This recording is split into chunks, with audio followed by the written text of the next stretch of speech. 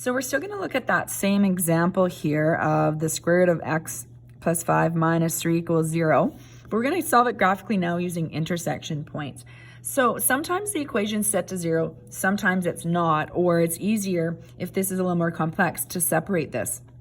So if I was to rearrange the equation, or realistically, let's say the question was given to you this way, that's probably more so when you would use this method, you would graph both sides. Okay, so you would graph both sides of your equation.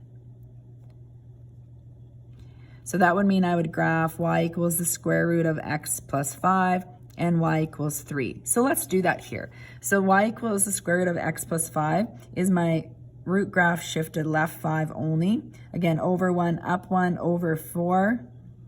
When I square that, I get 2. Over 9. I'm going to get square root of 9 is 3. So we're going to connect this. I'm going to label that because I'm going to end up drawing more than one graph here.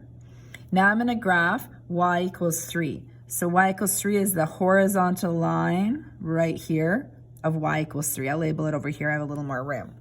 Okay, so what is the answer? When you use the method of solving using intersection points, or if you graph the left side and the right side, your answer is always the x value of the intersection point. So the solution is always the x value of intersection points.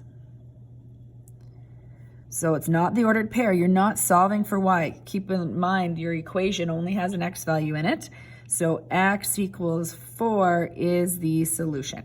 Okay, so whether you solve it just with everything on one side, you would just have to graph it once and look at the x-intercept. Otherwise, if you've got more than one thing on each side of the equation, you can graph the left side and the right side. And of course, algebraically would give you the same answer.